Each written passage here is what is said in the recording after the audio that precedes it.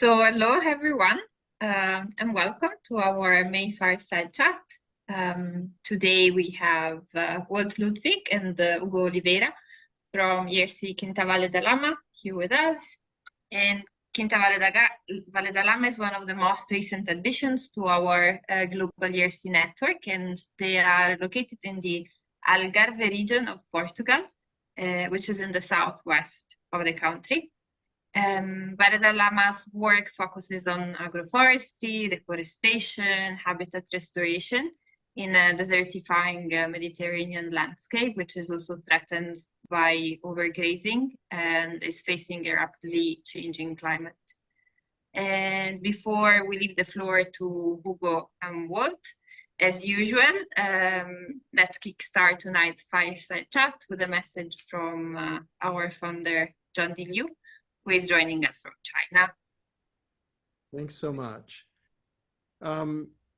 It's really great to be in a community of people who are doing so much to restore the earth in their locations, and that this is happening around the world is just so satisfying to see.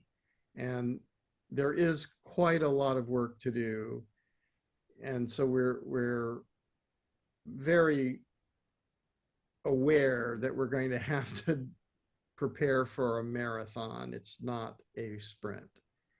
And that we're also facing a very, very serious moment in human history. So I've often called ecological restoration the great work of our time. And I think that this is absolutely true. We need to do this. And there's no one else to do this. Humanity has to do this. And it's both for the healing of the earth and the human spirit. Because what we're seeing is that there's a kind of a spreading of unhappiness around the world. It's like social psychology or social pathology is kind of contagious, and we need to find consciousness and kindness and forgiveness and gratitude in everything that we do.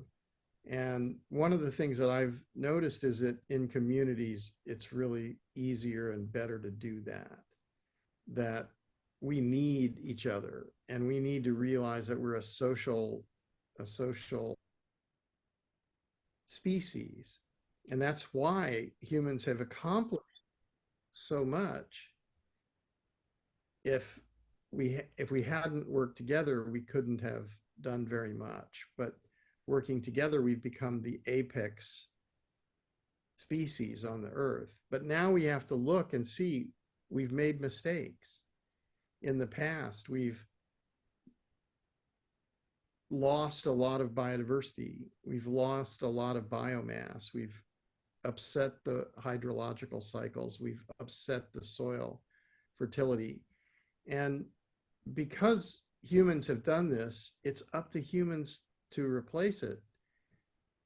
And when we do that, I think we find our actual self. So we get away from the idea that we're materialists and realize that we're just here for a short while, passing through, and many generations have come before us and many generations will come after us, and that we have a responsibility, and we have also knowledge that wasn't here before. I know when I first went out to the Lus Plateau in China and saw that anybody could even imagine that we could restore such a massively degraded state, I was really questioning, is this actually possible? And then to watch it over the years transform. And now it's 30 years, and we're going back this year to film again the transitions. And I can tell you, I've already been out there earlier this year. It's amazing what's taken place. And it's possible to bring back the soils. It's possible to bring back the water. And when you do that, you really change the lives and the livelihoods of the people there. So we need to do this. And today we're going to have the most wonderful presentation from Portugal. I've seen this, and it's such a fine effort, and it's moving to the next stages, and it's just going to be so effective because it has been effective in its own right, and now it's giving to more and more people to be able to replicate what they've done. And that's what we all need to be doing. So I feel very deeply that I've been empowered to work in this area for many decades. And it's a responsibility to empower as many people as possible throughout the world to do this, because we all need this. And so I'm so grateful that I'm able to be here. And then we're going to hear the most wonderful presentation. Thank you. Okay. Thank you, John. That was so inspiring as always. In fact, your work. I'm Walt Ludwig. I'm the owner of this farm, Quinta, Vale, Lama, a regenerative organic farm. For more than 20 years, we've been working the land here. But since 2017, I've been on this project with Hugo Oliveira, our not resident, but he lives a stone's throw away. Ecologist, ecological designer, teacher, just the ideally qualified person to be leading this project of so in 2017, following some horrific, that was the year of the worst wildfires in Portugal. That's when we started doing these ecosystem regeneration camps. In our own way, at rather a small scale, we were very much inspired and motivated by the work of John, starting with the Campo Altiplano in Spain.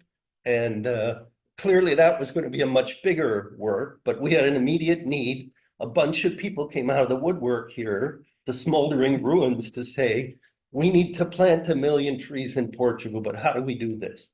And we had some considerable years of experience, and some of it school of hard knocks, but when Hugo came into the project, a much more structured, effective approach to doing ecosystem restoration. So he's got a presentation to show what we've done over these years, and I guess we should launch right into it. And it's a lot of slides. Thank you very much, Walt. It's really grateful and also honor to be here today and sharing the work we've been doing for the last years. And I will start sharing my screen. Okay. So the idea here is a little bit to share and invite you into this particular landscape. And so we're going to do a little bit of a guided tour towards the farm, and also then highlighting then our rehydrating dryland strategy. So the strategies we are putting mostly on the rain-fed systems, but to give you a little bit of an overview of the farm. So we're going to start with that. So we are situated here in the deep southwest corner of the Iberic Peninsula. As you can see, we're really by an estuary ecosystem, by the Ria of the Alvor, a wetland, high in biodiversity. A lot of migratory birds nest here and pass here. And the farm is really by the coast. As you can see, we are really by the seaside and in these tidal zones where historically, seafood has been harvested from Neolithic times. We have still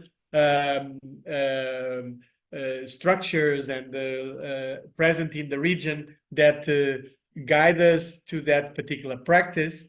And the farm has a 44-hectare area, and it's situated on a ridge. Here you can see altitude. So blue is close to the sea level, and as you come up to the reds are at 40 meters from sea level, and we are in a ridge. We don't sit really at a valley, but this ridge, it's where the farm is situated.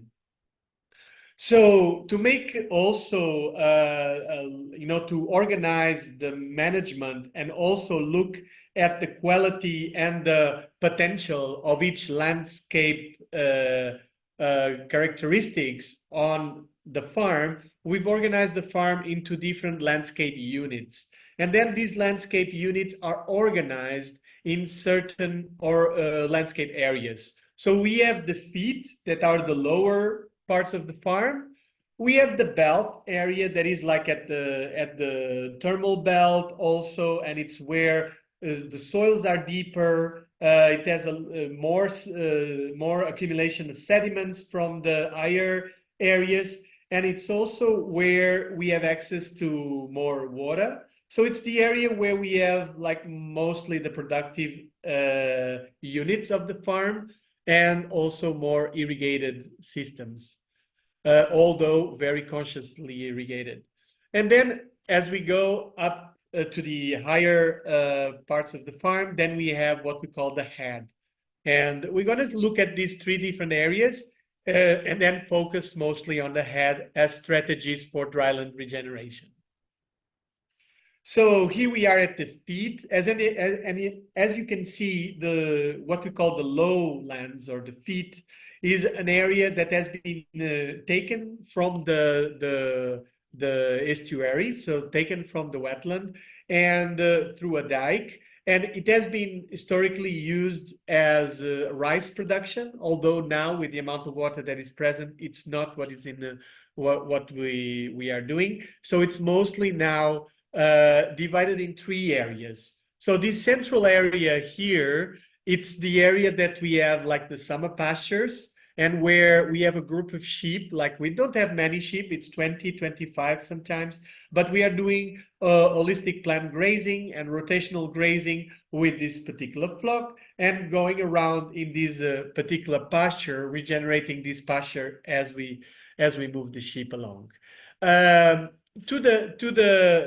the right here and closer to the wetland, we have an area that is very salty. We had actually a backflow of water, of salt water here. And so we have a plan of doing a restoration project to give back this to a more wetland ecosystem and to focus mostly on biodiversity as the identity of this particular place, landscape unit. As we start going up a little bit, then we are getting closer to the educational center of the farm. And close to the educational center, we add a particular temporary Mediterranean pond that was there because of a depression on the land. And we've noticed that it harbors a particular ecosystem. So a couple of years from now, like 2 or 3 years ago, we established 5 more of those ponds to extend that particular ecosystem so that we have in the winter months places with rain, with sweet water that then harbors certain biodiversity, that it's then also inviting the activities of the educational center. We work a lot with youth and children also to engage with the local biodiversity. And so coming now more to the social arena, we are now in the educational center. It's the headquarters of Projeto Novas Descobertas, and it's where most of the educational programs happen. We have a good partnership with the municipality. So most of the schools from the municipality do have activities here on the farm. So every week we have different schools coming into the farm. The Projeto Novas Descobertas is a non-profit organization that has already 30 years of experience working with bringing children and children at heart close to nature. And so doing summer camps and different activities that bring us closer to the natural patterns, to the natural cycles, and reskilling also in a lot of green skills that bring us closer to a more natural and connected pattern of livelihoods. So here you can see the area, and you already see also what we call the belt area. So the area that holds mostly the productive site of the farm. So in 2007, as you can see here, when the farm was purchased, you can see that it was mostly abandoned. You had remnants of fig trees here and there, and a remnants of a structure that in the past were harboring vegetable production and cereal production, but at this moment was really abandoned and drying out. And since 2007, different landscape units were designed and installed in the site. And we're going to go through several of them and just to have an overview of this area also. So the one is marked now, it's what we call soft fruits orchard, designed in an alley cropping system. So basically we have alleys where we rotate chickens that give us eggs, and then we have the fruit trees being also integrated with pest management, integrated pest management with different shrubs, with also provision of nitrogen fixing shrubs, and also breaking the cycles of the pest using the animals, and of course fertilizing the system. And this gives us fruits that then we sell in the market, or we provide to the other parts of the farm that I'm going to mention lately. So this is during an ecosystem regeneration camp, and we are intercropping with shrubs and doing some of the implementation in this particular landscape unit. Going to another landscape unit on the farm, this one here is focused on animals. So basically we have 2 donkeys, a couple of sheep, and then several chicken on the farm. And so in the summer months, in the area we don't have a lot of green feed to give to the animals and green fodder. So we designed this area in a way to provide fodder for the animals in the summer months. So it's our area of fodder production and also our fertility booster. We have the stomach of the farm here also with the fertility booster of the farm.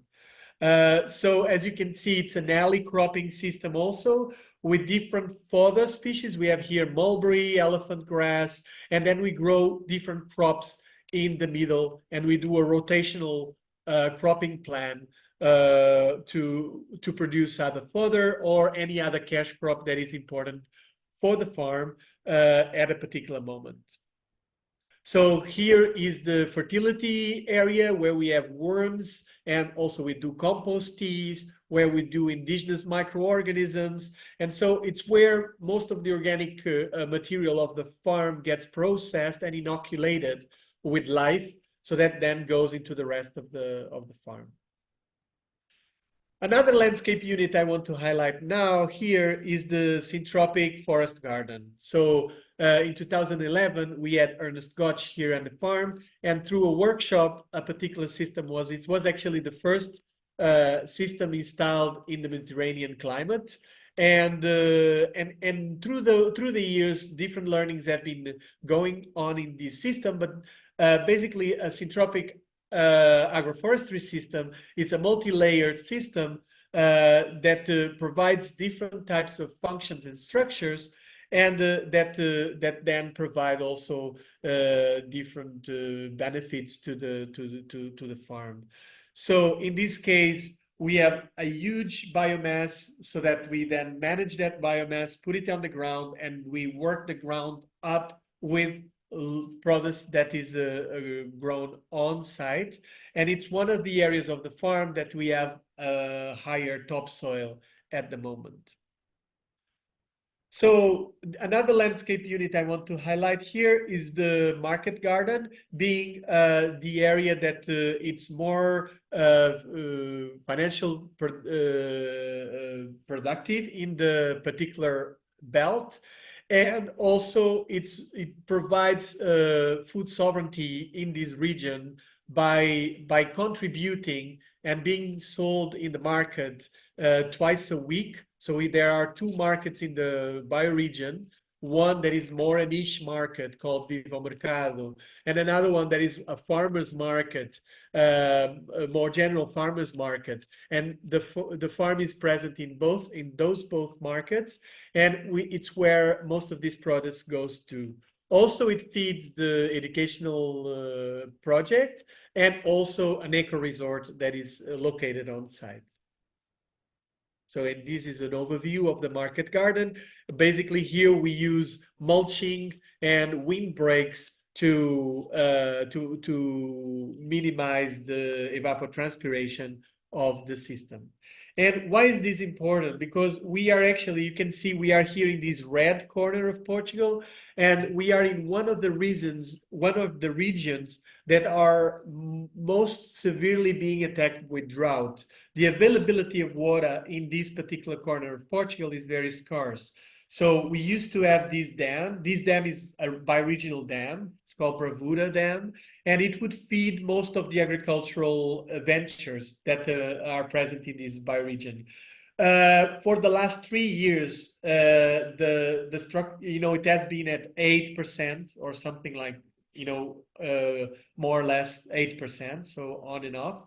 And so the canals, the canals that run from this particular dam have not been running with water for the last 3 years. So that was a wake-up call for all the region to also, acknowledge that other strategies are needed to be put in place to tackle the limitation of not having available water for irrigation. So this brings us to the head part of the farm, and it's the area where we have also shallower soils, and it's also the area that dries the most. And so here we have been using rain-fed systems and trying to innovate in different strategies so that we are able to restore and regenerate these particular lands at the same time that we contribute to adapt to climate change, but also are able to rethink ways of acting in dry land conditions. So a couple of years ago, we've done a research together with some friends and colleagues on creating a framework for climate change adaptation for the agriculture and forestry in the Mediterranean climate regions, and focusing mostly in the Alentejo and the Algarve, so the south of Portugal, and looking at doing review of different adaptation measures and the efficiency that they have in terms of when they are put into practice, what is the efficiency of it to counteract drought or other types of climate change impacts. I'm not aiming that we look at this, but it's just to inform that with that particular work, we then, for the farm, highlighted a couple of those techniques, those adaptation measures, and we put them into practice. And we've been monitoring lightly the success of them and also getting informed to also promote them in the rest of the farm and also get more collective knowledge on these particular techniques. So one of the techniques we highlighted was the swale, the creating of swales. But in our case, we trialed with also making hugel swales, so bearing wood under the swale, so doing a ditch and a berm on contour, but then bearing wood below the berm, so that we also create the sponge below below the berm. In our condition here in the Mediterranean, it's very important that we bury deep this particular organic matter. Otherwise, it can oxidize and not decompose so fast. Another method that we've been using is holistic plant grazing. And with a flock of 25 sheep, we have been managing the different pastures we have on the farm and rotating them periodically. Two other methodologies we've been using or techniques are the half moons, or planting different trees in half moons. In this case here is carobs. We created a carob orchard using these half moons as condensation of the sediment, but also of water and micro water harvesting structures, so that then we have the water where the water is needed and when the water is available. And also using mulches, using thick layers of mulch. We've been going from lighter mulches from grass and from straw into woodier mulches. And in our case here, we've been having more success with woodier mulches. They are more rich in fungi and they stimulate more the tree growth. These for perennials. In the market garden, we do use like straw mulches. So with this information, with these particular patterns, we then devise a kind of a water-wise dryland regeneration strategy for the farm, and mostly for this head area of the farm. And it's focused on agro-silvopastoral systems, so re-alivening a traditional agro-silvopastoral system that is called rain-fed mixed orchard, or pomar misto de sequeiro in Portuguese. A very ancient agroforestry system, but renew it with little prototype techniques that then can boost and can buffer the impacts of climate change as we are experiencing them now. So things like the organic swale or the Ugal swale, the fodder banks, the holistic plant grazing, half moons, and creating, doing it mostly with native species, although we do have also some other species, and using a lot of biofertilizers as inoculation of microorganisms. So here are an overview of the head, and with those different landscape units highlighted.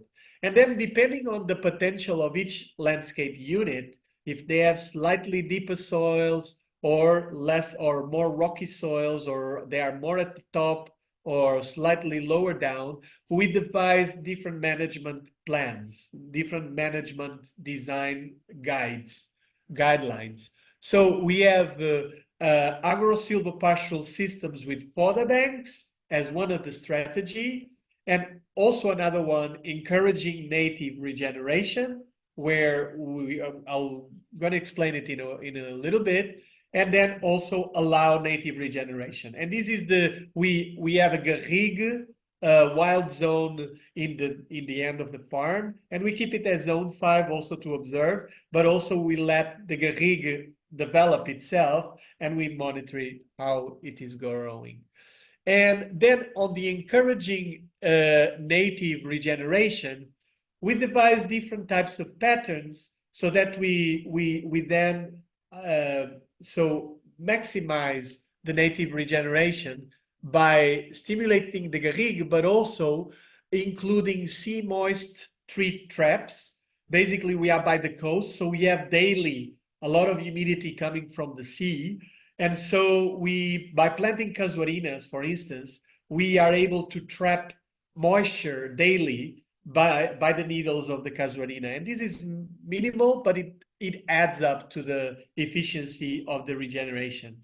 Then also, we have some examples of canopy trees in these particular units, but we wanted to boost up the canopy trees. So we are working with carobs and alm oaks as canopy trees. So we do actively plant them on the site, both by seedling as also by seeds. And then we also use fast-growing biomass trees and shrubs, and those are the ones that will create shade, will create biomass, and then we'll be cutting them and giving them to the soil so that we have a return of biomass produced locally with fast-growing biomass. Then also the dispersal of native seeds, and also planting things on half moons. We did a little bit of a trial with water boxes, and also by planting in shade and using woody mulches. So in this way, we want to increase the areas that are already vegetated. So we want to increase them, working through them outwardly as nodes, as well as creating these wildlife corridors and water corridors in the shape of swales that then it's where we focus the plantation. So it's where we focus planting the biomass, the sea moisture traps, and also where we mulch so that we have a kind of a connectivity happening through the landscape. Then on the areas that are agro-silvopastoral systems with fodder banks, we are managing it, we designed it and managing it through using an agro-silvopastoral system, using holistic plant grazing in the paddocks, and the paddocks are divided by organic swales. These and also renovating this traditional rain-fed mixed orchard and adding to it fodder banks so that we can increase a little bit the time that the animals are in the site, but also we can also give them more nutrition and provide shade and use these fodder banks also as shade and condensators of humidity in the system. Then we also have living fences that are productive living fences with drought-resistant plants such as pomegranates, quinces, and other ones. And we inoculate the entire area, especially the nodes of the swales, with biofertilizers, indigenous microorganisms. So here is the design of that particular area with the catchment area of each one of the swales that overflow to the next swale, that then overflows to the next swale. And we focus the plantation on those swales. Since they harvest the water in the winter months, then we want to transform that water into vegetation the fastest we can so that they get stored in the cells of vegetation instead of evaporating towards the atmosphere. So by designing those swales, then we define also the paddocks of pasture. And we also have here an area that is here in green that we are now doing some Miyawaki experiments, but with burying a lot of wood underneath. So we buried 1.5 meters of organic matter, cover it with soil, and then plant very densely. And in this way, because we are in the Mediterranean coastal regions, have been deforested for many, many, many different ages. The building of topsoil, we found out that it's not enough just to build it from the top layer downwards. So we actually have to dig in, or we find it is very efficient to dig in, bury the wood underneath, inoculate it with microorganisms, then cover it, and then yes, add the organic matter in the top of the farm, but and then do the plantation so that we have topsoils being built from bottom up and top down. This is an overview of the area with the swale, with the vegetation, and also with the sheep being rotating. And then one thing we've done, the first swale we've built it half-half. So half with wood buried and half without burying wood. And so we've been monitoring, and what we've been noticing is that every time we have like the first strong rains of autumn, what we notice is that the area where we buried wood, the pasture just below it starts renovating much faster. So with that in mind and getting that feedback from the system, we started boosting up the organic matter of the farm. And so we receive organic matter from the bioregion, from landscape centers and landscapers of the region that we trust, that brings us their leftovers. and the waste, and then we transform that waste into compost, mostly woody compost, and then we sift that compost, and the finer material we use it to either plant or to go into the market garden, and the thicker material is the material we use to bury or to mulch the plantations. So here is in another zone where we have an agro-silvopastoral system. This was actually implemented in our first ecosystem regeneration camp back in 2017. And it's a carob orchard, extensive orchard. And these swales are then with wood underneath, and they are the fodder banks. And each one of these trees were planted on a half moon pattern, so that we have also sedimentation around the carobs and also water harvesting during the winter months. So here you can see we had around 30 something people here very energetically planting, and it was an amazing first. It was so amazing that we wanted to continue doing it, and we've been doing 2 every year until we got until COVID came, and then we started doing only 1. But now we are back into 2 again, and it's a very enjoyable moment where a lot of people from the local region come into these events, and also from the neighboring bioregions. So we have people coming from other places in Portugal and also internationally, so that we look at adaptations that are making sense for this particular landscape, but we are also able to broaden the conversation to other contexts. One of the main strategies we are doing here at Quinta Vale is creating these swales. And these swales with a ditch that we bury, where we buried a lot of wood, a lot of decomposing wood. We then come and inoculate it with microorganisms to speed up the process. And we cover all of these with the soil that we took out. This is our preparations for plantation afterwards. So it stays here for 1 year, decomposing, and then after a year, in the winter months, we come and we do the plantations here. So after we cover with the soil, then we go into the plantation process. Here we have a very dense plantation with 3 lines with only drought-resistant plants.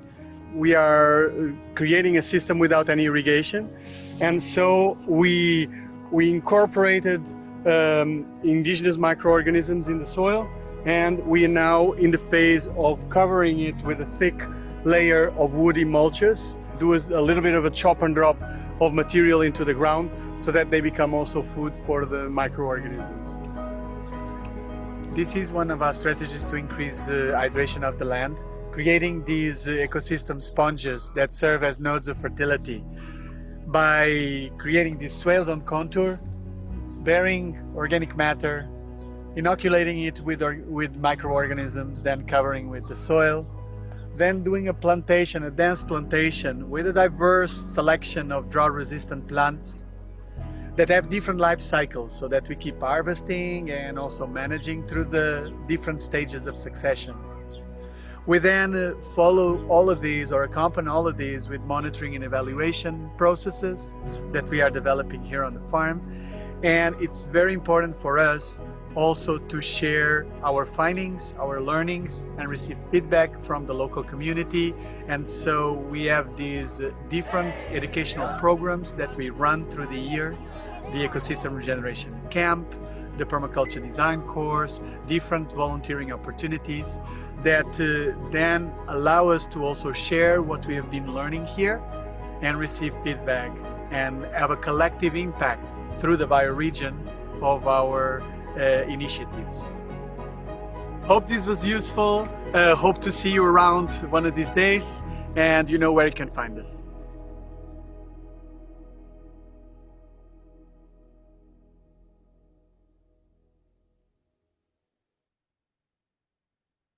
So this was a little bit an overview of the farm and the work we've been doing here. I hope you have a clear image. And now I think we would like also to go into a conversation and looking at also the future of what's coming out from this, because we've been focusing a lot on the farm, and now what about now? What about the future? Wow, thank you, Hugo. Thank you, Walt. That was such an inspiring, so inspiring presentation. Thanks a lot. And yeah, before we get into a general discussion, we have a few questions that were shared in the chat. There was a question from Jenny Anderson, actually multiple questions. So she asked, what is the potential of Vale de Lama to have a regenerative effect on the economy and culture of the place in which it is nested beyond the farm itself? What engagement processes have you tried with local people and economy? You mentioned starting a bioregion learning center in the region. What do you see as the process of doing that? Is there growing interest in funding this as a development in Portugal? Very good question. You know, every context is different, and you know, you just need to understand up front that the Algarve is not any longer. It once was, and it is potentially a very rich agricultural region. But, you know, powers that be that do the zoning and stuff have decided essentially that, and it's market demand. It's a beautiful place. It's coastal. It's, you know, whether people want to sit on the beach with a tall drink or they want to go surfing, adventure sport, it's a wonderful place for all of that. So tourism is primary. In fact, his farm is an agro-tourism operation. And I've always said with a small a and a big T, which in fact, at the moment, the tourism is shut down and it's rebuilding. But it's a different form of tourism that we practice here and that we exemplify. In fact, we're known as one of a handful of projects in this emerging field of regenerative tourism, agro-tourism in our case. It's a farm to farm actually operation where most of the produce from the farm is, most of the produce they eat in the restaurant comes directly from the farm. And goes back to, there is no organic waste on this farm. So it's a closed loop system. Waste is just, you know, resource in the wrong place, as we say in permaculture. So all of the organic kitchen scraps and crop residues and prunings, plus stuff we're even bringing in from the outside, as you saw, is converted into soil. So we're kind of a lighthouse project that's leading, I think, at the forefront of this movement to regenerative tourism. Besides the market garden, which is, you know, it's economically viable and I mean, it covers its own operating expenses, not the things, all of the things that we've done on the farm. That's something else, that's private investment interest.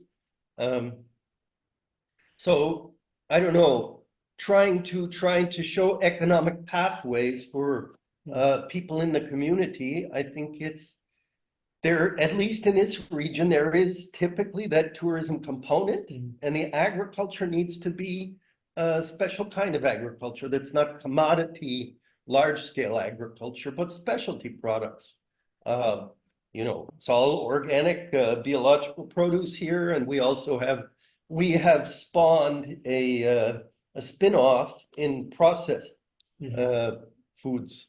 You know, pickling things and kimchis and sauerkraut and that kind of stuff, dried fruits, etc. I don't know, Hugo, maybe you know more about these economic pathways. Yeah, like there were several things in the question, and for me, what is more alive is this aspect of what is the impact in the region, or how can the work that is being happening on the farm, how can it have impact also on the livelihoods of people around, and also how can people then re-enliven what they are doing in terms of but doing it in a more you know, in balance with the cycles that they are in terms of restoration. And so I think in the case of the farm here, with these ecosystem restoration, regeneration camps that we've been running, inspired very much by the ecosystem restoration camp movement that John has so much inspired. What we've been inviting is that local actors, people that have land, a lot of back to the landers, a lot of people that are around our region can come into the site, into the farm, and by being in this particular condition that has an eco resort and has a particular structure and dimension that makes this buffer, this edge between these different ventures able to create value, so that people can come and get the lessons that are more relevant to their own context. If they are working more with tourism, they can get that part of the inspiration. If they are working more with schools, we have this example with the Projeto Novas Descobertas and several alternative schools that actually come here to learn the way that the education for regeneration happens in this particular hub, and then they prototype and innovate and do their own type in their own places, but informed by what's being trialed here. And the same with these ecosystem regeneration camps, where people come here and they see the different landscape units. The way we try to design them is that people have 1 day per landscape unit. So if you are in a deeper soil context, you have that particular learning to take. If you are in a more like rocky context, you have that particular learning to take. If you are in a more if you want to create an orchard that is more tailored to production, then you have that particular lesson to take. And of course, it's not to do exactly what we do, but it's to do inspired with what you do and actually bring the lessons. And we have cases of people that came to one ERC, went home, do their things, came back the next year and actually brought us feedback and gave us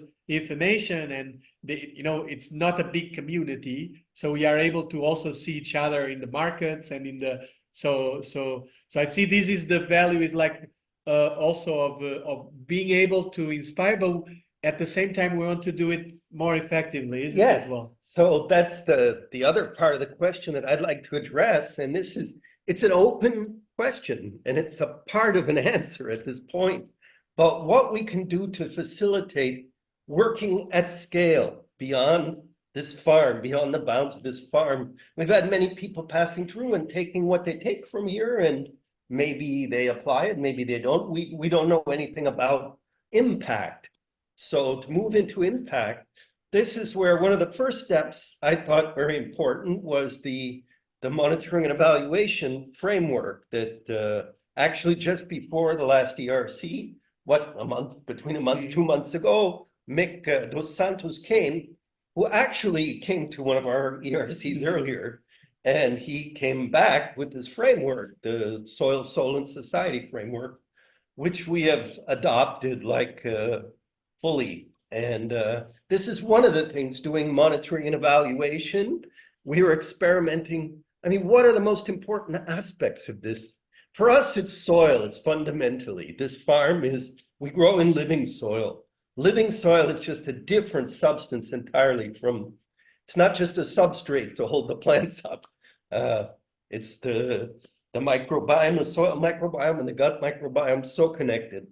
But we aim to prove this through, and we have some early evidence. We've done some trials of, applied like worm extracts. What is the impact of that versus crops that are grown all the same, but without?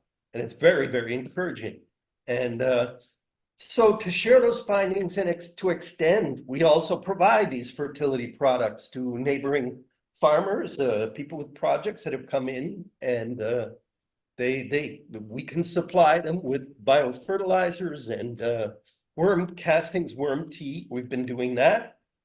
We have a plant nursery here, which is expanding because we have a lot more plantation to do on the farm, and we aim to also supply support species, not the ones that you typically get at the local nurseries. So these are a few, and seed bank, and like lists of what are the plants, knowledge of what are the plants that were here and in soils of the region, because we got a watershed to restore that's far beyond the bounds of this farm. And with these, like it's also very important for us at this moment that we are doing this movement out to also get lessons from the broader community. We are very focused here in the southwest corner of the Algarve and of the Iberic Peninsula, but it would be great to hear, and especially from John, what lessons you've been visiting, what places you've been that add the potential, and they've gone through that potential of actually incorporate larger areas and act on different stakeholders, how to inspire. In our context, we have different private, the lands are mostly private. How do you work with these? How can we get that collective impact that is so important this time of age? And we would love to hear from lessons of established projects, or even things that didn't work so well, for us to also get inspired to do this outer movement. Yeah, it's a new chapter, and we can't pretend to know.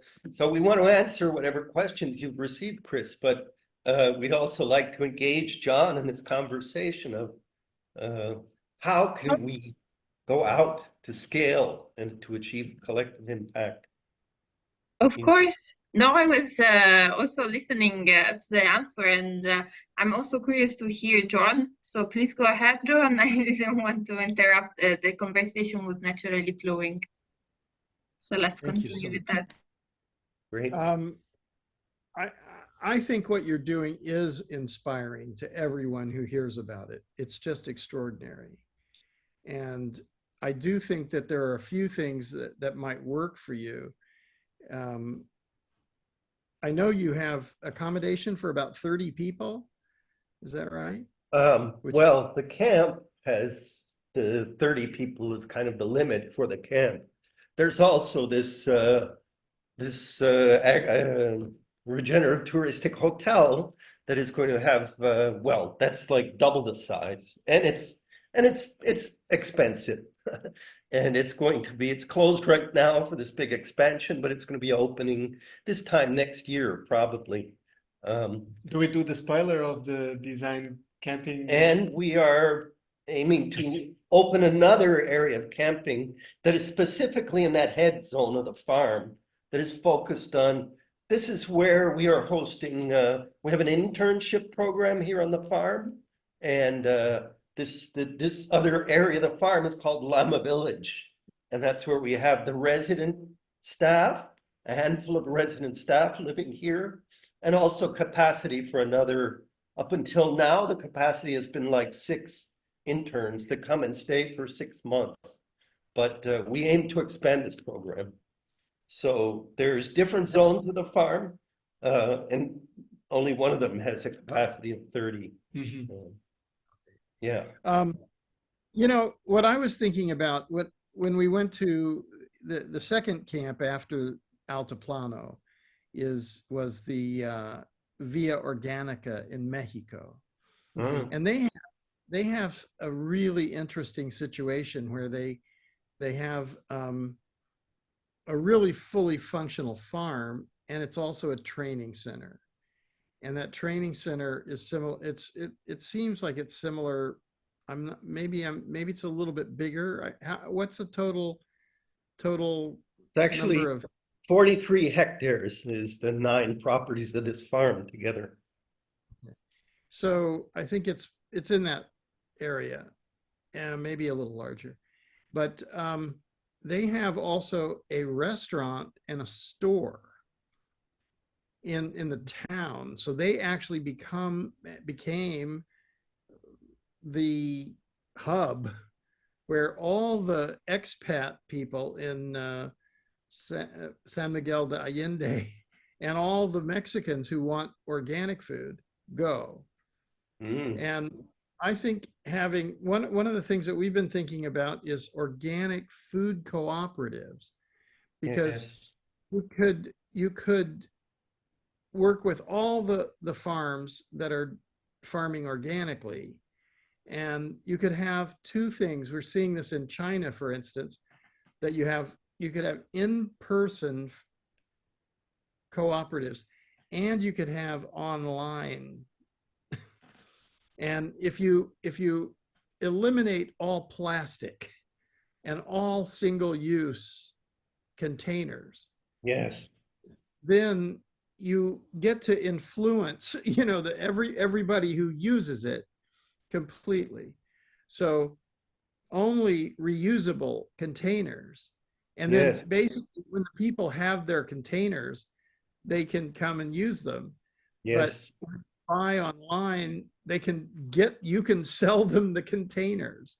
Yeah. Yeah. So and you can eliminate all of this stuff. I would Brilliant. also say all of the communities and camps should be growing loofah. Lupa. Loofah can completely, especially in dry areas with full sun, you can completely eliminate those plastic scrubbers Yeah. in the kitchens. You never need them again. And of course, you can also bathe yourself with loofah. So loofah is a really wonderful. The Chinese actually also eat it, but you have to eat it when it's young. Yes. When it gets really old, and then you have to care for it, and it's just prolific in making seeds too. Yeah. Yeah. Yeah. So it's just a wonderful thing, and I think all of us should be giving loofah sponges to our friends and family at Christmas, and once you plant a few loofahs, you get so many loofahs, and they also look funny because they hang. Yeah. They can be, and they hang down, and they're really funny. And then when you dry them, you just lay them out, and they dry, and they take care of themselves. You don't have to do anything, and Yeah. you don't actually peel off that outer peeling, the loofah inside. You just want it to totally, get dried, and then you can shake it, and you can hear all those seeds inside. It's its own seed container. Yeah. So you can give them to people with the seeds inside. Then they can just drop the seeds and take off the outside, use the loofah inside. It's a great present. And I think if you get the concept of the cooperative together with a restaurant, Yeah. and this restaurant, you got a number of possibilities for this restaurant. If you connect that to a stage, so you have the restaurant can sell your food, and it can also second in the when it's not meal time. If you have a pretty large industrial kitchen in there, you can do all the kind of things that processing with fermentation or canning or whatever other types of things that you want to do with the surplus food. So nothing goes to waste. Yeah. And you could do this from a community point of view, just like if they're hungry people. I mean, I'm not sure what it's like in Portugal, but when in California, it was just stunning to see how many people were homeless and hungry. And so if you just have a situation where you can create a restaurant, and the community says, okay, we're going to send all surplus food to this restaurant, and then then it's either fed to the people immediately as fresh food, or it can be processed for storage.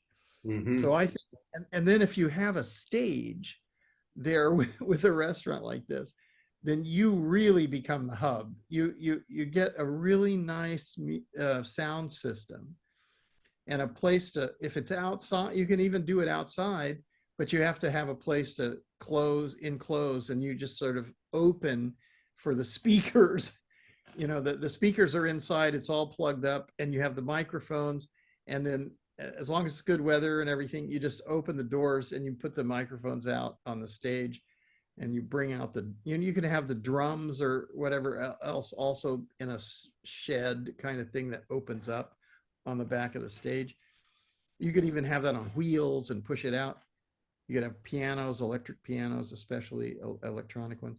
And when you do that, it's just that you're having fun. We need to have fun. We need to have fun now. So let's have fun.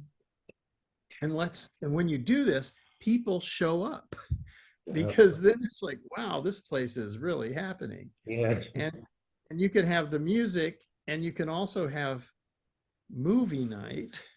So you can have a big screen, and you can have dancing, and you can have lectures, and you can have theater. Can you imagine just have a theater company for your, just like do whatever kind of theater that you want there. Man of La Mancha or something, how funny, how crazy. Midsummer's Night's Dream. Get just either traveling companies or just get people who are in and creating community. And you're attracting. That's the way to attract. I mean, to say, come on, let's build some soil, that might not be the fastest way to get people in. But if you say, come have a great meal, listen to this wonderful band, or let's get Jacob Collier and have him go from place to place and do his thing with who Jacob Collier in Britain, and have him do this audience choir where everybody sings. It's just so beautiful, and it just opens everyone's heart, and everyone is resonating together, and it's beautiful. It's kind, it's generous, it's attractive, and that's what you need. I think you've basically proven that perennial polycultures, or you're seeing this, perennial polycultures are just better than annuals, planting annuals in monocultures. It's from an ecological functionality point of view, and also from productivity. Yes. So In the fact, whole, go ahead. Yeah, I was just going to say, it's kind of been, there's the annual veg garden over there and the orchards, and then there's everything that we're doing with perennial polycultures. But we're actually in the phase of introducing perennial polycultures into the annual vegetable garden in an alley cropping system. It's what we have to do. To have row crops exposed to the sun and the wind. Where we are, the wind is actually the most desiccating factor. So it's shelter belt, and it's a bank of fertility and auxiliary insects, and putting the two together. But again, this is kind of new. There's a lot of talk about agroforestry techniques that integrate perennial and annual culture, but for us here, we've been looking around for examples, and there really aren't any. So once again, we're off on a limb pioneering. But if there's anyone that's doing that very effectively, we're really interested to learn. A number of the things that you spoke about, I mean, the stuff with the stage and the opening to the, it's like a saying in permaculture, you want to change the world, throw a better party. I don't know who said that, but John, you've been all about that from the beginning, and that's our experience. That's kind of how we started as a WWOOF host, hosting woofers, the worldwide workers on organic farms, and pizza nights, always a big thing, and party. But doing it effectively to integrate that somehow with the learning, I mean, if we were to have a film night, I would love to be showing hope in a changing climate. Let's bring music into it as well, and that kind of thing. The food hub idea, that's another one. We are members of a local integral co-op that we joined in order to create a local food ecosystem in our community where we bulk buy and distribute dry goods. At this point, it doesn't deal in freshies, But we have a food hub here on the farm that's an outlet for the co-op, so that people that come on farm, most of our veg sales is at the Lagos market, but here on farm, we have some people that come here to pick up their veg, and they can get dry goods at the same time. And then there's all these farm activities that we do more and more on Saturdays. But it's really hard to get that going, I have to say. Yeah, it's a matter of context, if you're near a big city or not. Lagos has got to be the smallest city in Portugal. It's, I don't know how many people, but a few thousand. And the percentage of those people that are really interested in, you know, organic food grown in living soil, it's not the cheapest food on the market. And sadly, too many people are going to the hypermarkets for the convenience and the cheapest price. So raising that awareness is difficult. And at the same time, I was smiling all the time when you were mentioning, you know, that, because I was picturing it, and the region the region where we are, it's very alive in that sense. Yeah. You know, there's a lot of cultural, you know, milieu. There's a lot of events, and there's a lot of, and it's true. Like it was what, 1 month ago or 3 weeks ago, we had a venue here from an association that is based on the farm also. It's a theater company, actually. It's a theater and dance company that is also based here. And then it's just what you were mentioning, you know, like community chorus. And we have someone locally here that is doing community chorus. And it's exactly what you say, John, that it brings people together in a kind of a felt way, where you see that a new civilization can be emerging, and a civilization that can be hand in hand with the ecological practices on the ground. And the beauty, and it would be great, and I'm very excited to see then how can these become more available and more reaching more people, not solely the niches. You know, because it's still yet a thing of the niche, and it would be nice to be able to reach, you know, like less advantaged people, you know, like people that are, you know, dealing with other challenges in their lives that also are linked with climate change for sure, but that the choice is not as easy to make. And so it was interesting also to see how can we bring the community on board in that inclusivity and in that broadness sense of humanity in a way. I see that Kath has got her hand up for a long time. Oh, sorry. No, just because I'm getting so excited about what's been discussed, and I just wanted to see if I could add to the discussion in any way. So just a couple of things I picked up on. I just want to say I love the idea of this stage, this amphitheater. And I mean, you guys have built everything else on the farm already. I think it's just, you know, natural to have that. And living in Cape Town, I know all about howling coastal winds. So obviously you need to find the right position where it is most protected from the prevailing summer winds, because it's those glorious summer evenings where you'll get, you know, people to come to the theatre. And I was wondering if there's a way that you can tap into obviously the thriving hotel industry on the Algarve. And yes, I know that you're dealing with people who just actually want their pina coladas and their, you know, sun and hot type holidays. But, you know, there is a growing interest in regenerative tourism. And if there was a way that you could maybe work with the tourism office or tourism board to offer tours of the farm to people staying at hotels who wanted to at least feel that they were giving back, you know, and sort of offsetting their carbon emissions of having flown to the Algarve, and to visit a local regenerative farm and see what's happening there and pay for these tours. And it's wonderful because that money that you can obviously then reinvest back into what you're doing. And then I also just wanted to mention that in terms of having a wider impact, there are a number of ecosystem restoration communities that do fall into the Mediterranean biome. And, you know, certainly, I mean, Alp in Turkey immediately comes to mind.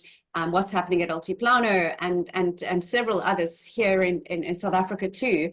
And I think there's definitely opportunity to have a webinar where perhaps each of the ERCs in this biome first get to do a presentation like the one that you've just done, and then afterwards just open a general discussion where you all share ideas and you come up with brilliant ideas like John's loofah idea, or it might be, you know, growing moringa and what that really means. Like, is it a lucrative product? Is this something we can market afterwards? Is it financially feasible to do this? How long does it take to grow? You know, what is the market like?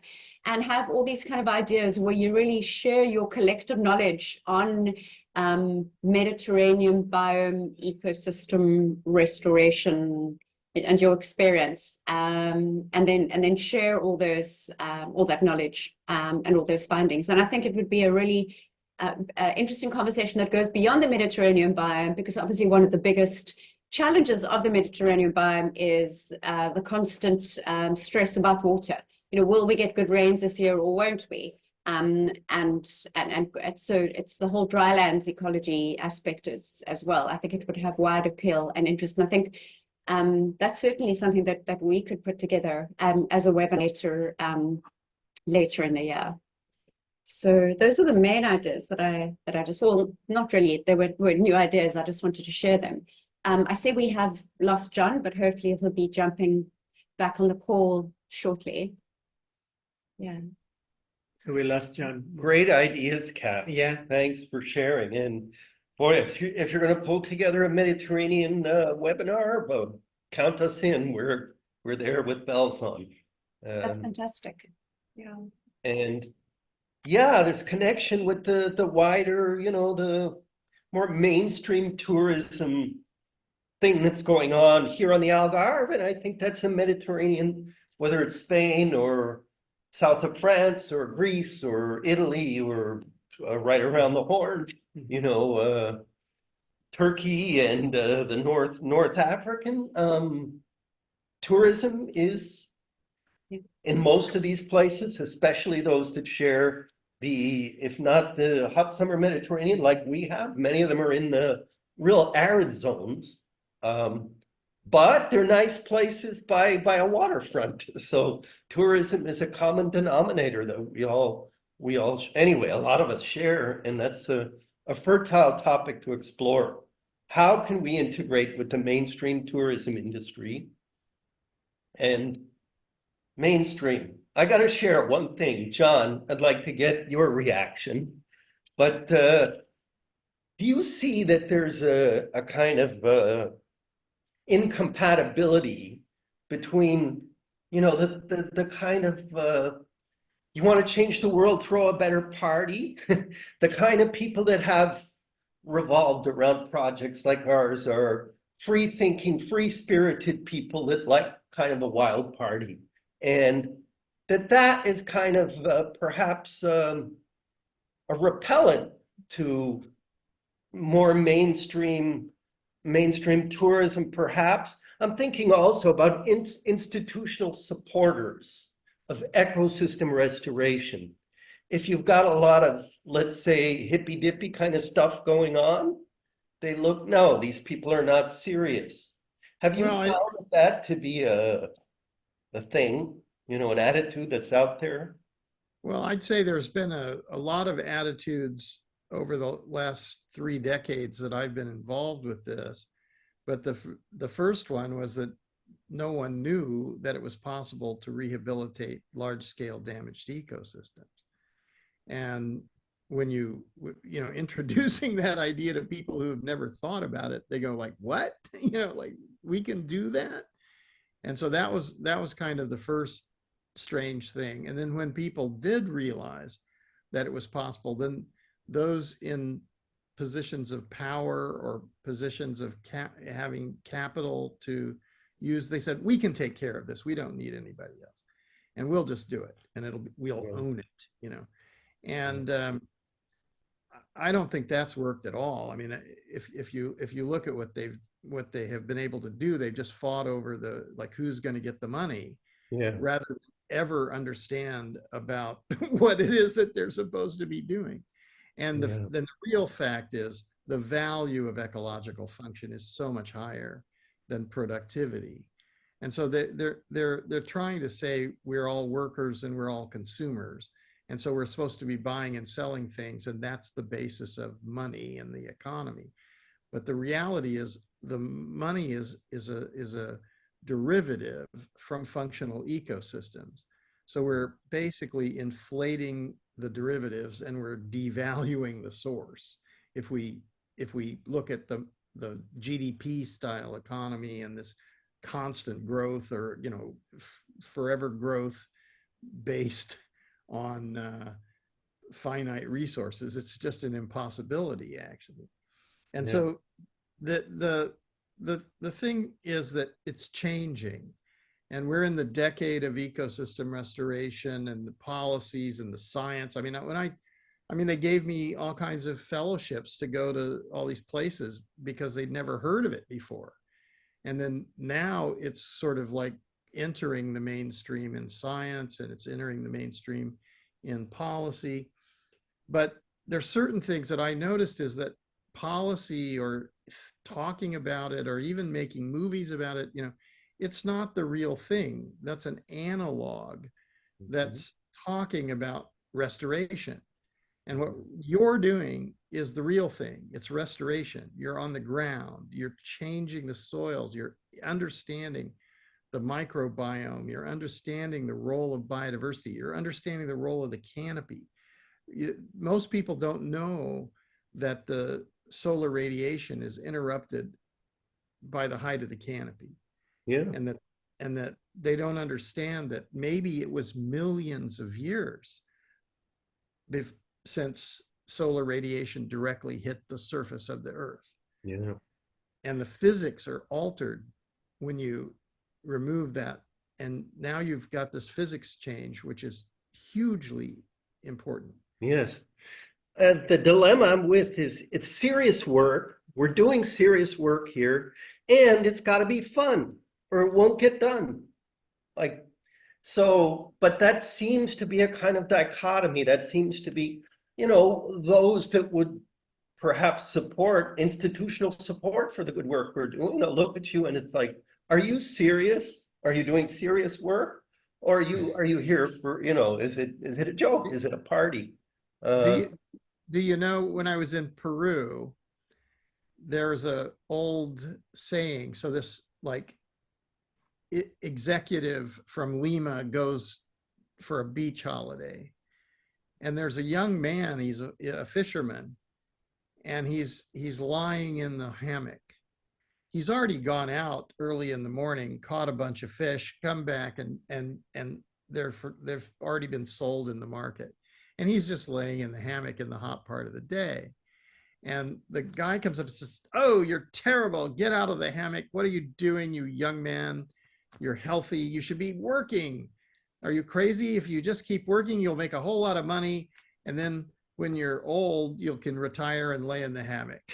And the young man says, "What? Why would I do that? I'm already in the hammock." It's just, and I started to talk about hammock time then, so it's how much hammock time do you get? Yeah. But there are a couple of other things which I think are critically important that we're looking at that I think you might want to know about. One is botanical sanctuaries. There are endangered species in your region, and there's possibilities for small teams of people to make sure that you can protect and increase the endangered species. There's another thing that we're doing called From the Mother Tree.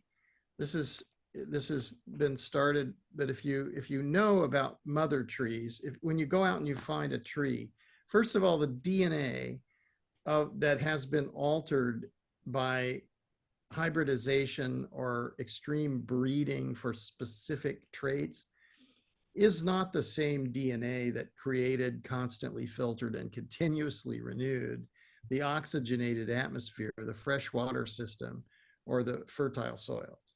So we need to look back toward a more heritage DNA, ancient DNA, really climax equilibrium, and try to understand this. Because if we just go with these hybridized and selective breeding, or worse, genetically modified, we don't know what the outcome will be in the future. And the heritage DNA, we know, has certain qualities that we want.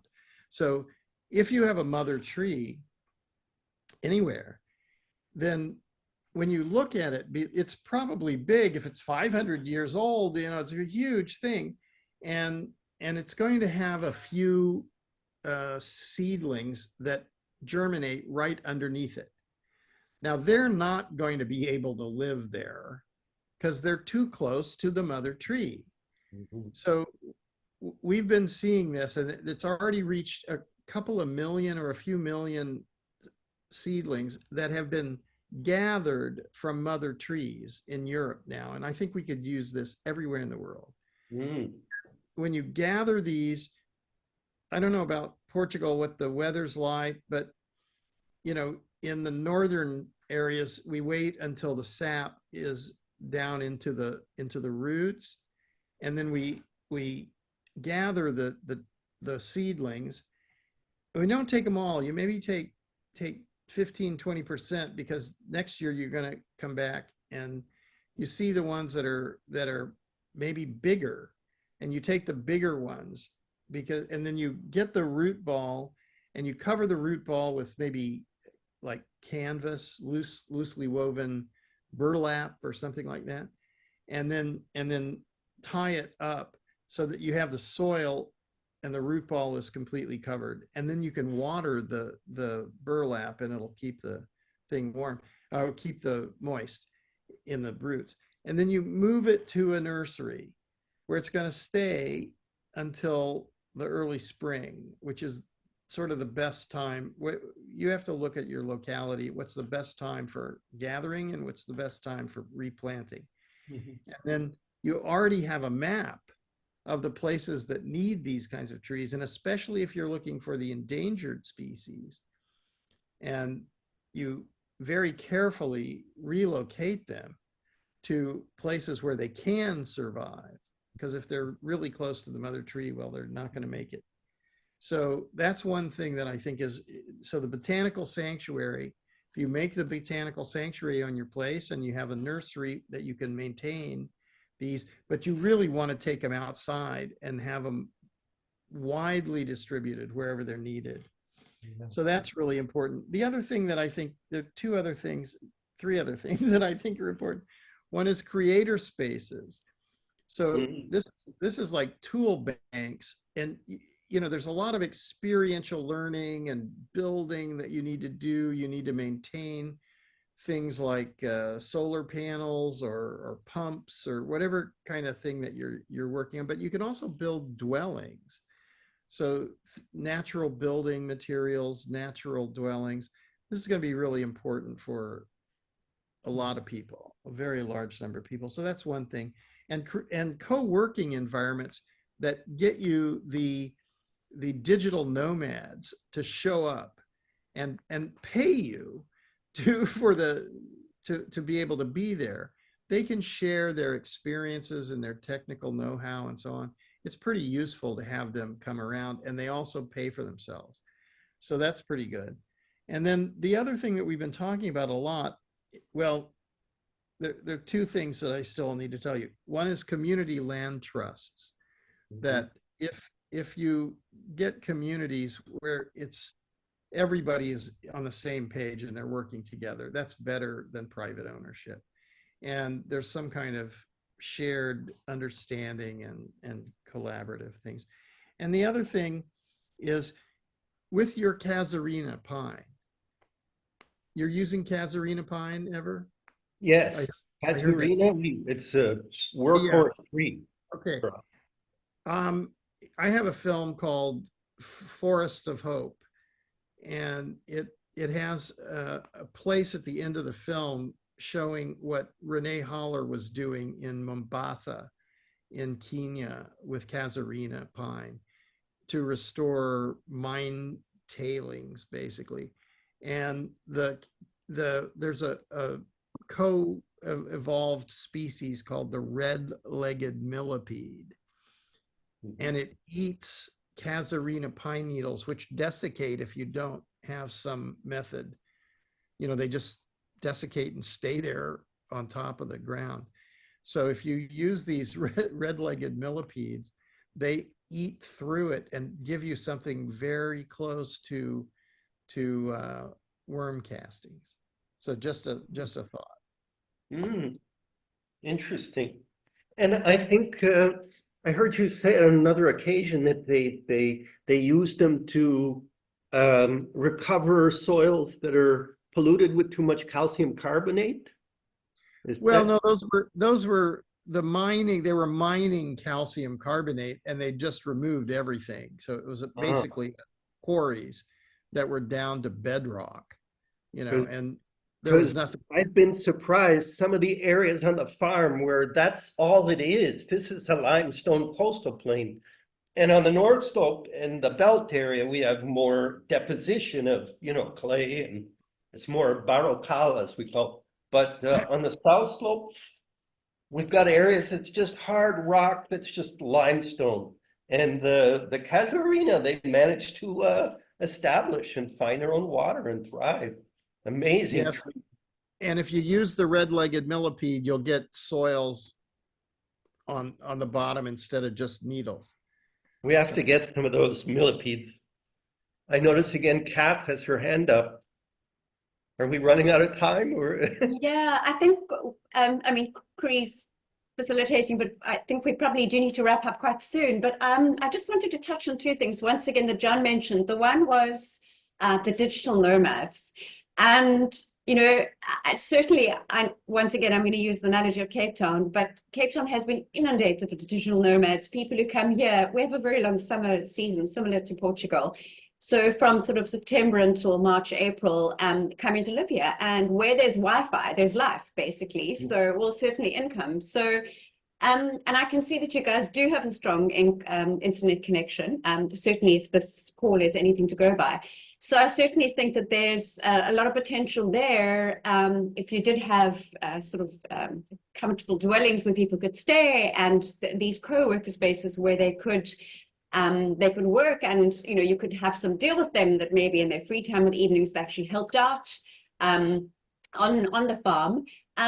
But I also wanted to use this opportunity to highlight the fact that ERC Versailles in La Dordogne in France is actually running a course in August in partnership with two other organizations on how to find your land and make a living off it. And it is largely calling on digital nomads who could have or might have access to land, who are looking to live off the land. And obviously, initially, they're going to continue with their day jobs, you know, online, but ultimately make the transition to living off the land. So you'll find that on our website under the participate page, but that might be an interesting model for you to look at, and possibly one that you could look at replicating in terms of a course, if that's something you were interested in.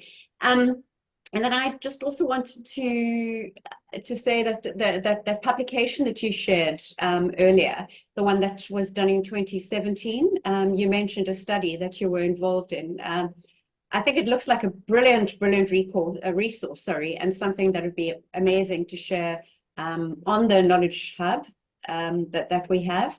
And then obviously we'll put the link under this video, and you mentioned before some other links that you'd like to share too, and we can have these all attached to this recording for those that are keen to learn more and to continue learning about We'll follow up with those resources and links. Definitely put them in the show notes. Great. Okay. And I also wanted to mention something before maybe wrapping it up. It was about the important point that John made about the botanic sanctuary. So actually, unfortunately, shortly before you joined the ERC, we submitted a proposal for the Erasmus Plus fund program in Europe.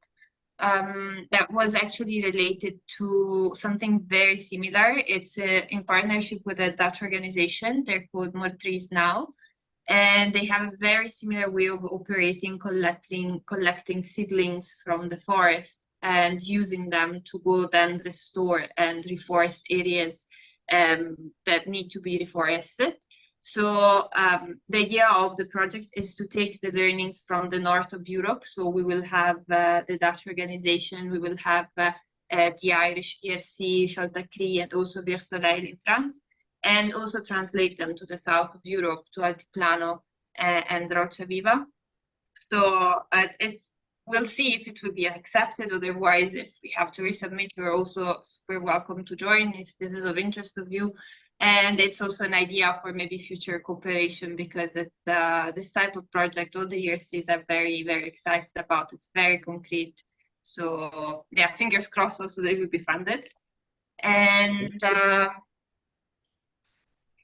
I don't know if I see that we've been here already for a long time. Should we wrap it up for today? Great. John, if you also, my laptop is running out of battery. Also, if you want to stay on the call with John, if both of you have time, of course, Walt and John, feel free to stay. I just need to plug my laptop in 1 second. It has been an amazing and really honored moment here, and I've been feeling very blessed to Same. be in this call with you, John, with you, Kat and Chris, and of course with you, Walt, here. Always a pleasure. But finally, to come together with this global network and the man, the legend who inspired it all. You've got so much experience to share. It's a great honor, and it's the beginning of something that I feel has legs. It's well, we can, of course, stay on for a little while longer. I think you've made me the co-host now. Do you want to stop the recording and then? Yeah. I guess Let's just close it. I want to thank everyone for Thank you. But we being can stay here with on us. and talk. Thank Joan, thank Walt. It was really inspirational. It was an honor to host such a great initiative tonight. Thanks for all the information, the knowledge, the experience, everything you shared with us. And if anyone listening to this recording has questions for Quinta, Vale de Lama, you can reach out to them through their page on the ERC website, or you can send an email to hello@erc.earth, and we will make sure that you get in touch with them. So thanks, everyone. Thank you, Christine. Thank you, Chris. So much.